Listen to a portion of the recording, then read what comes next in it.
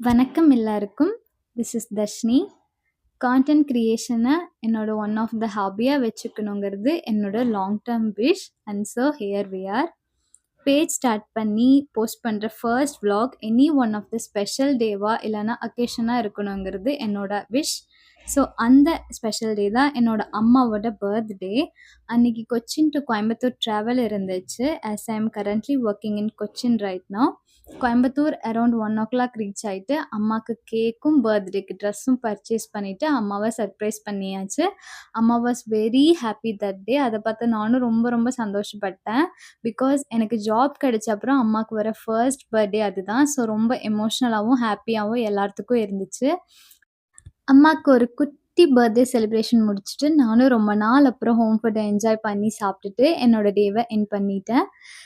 So I hope this journey takes me to a great place.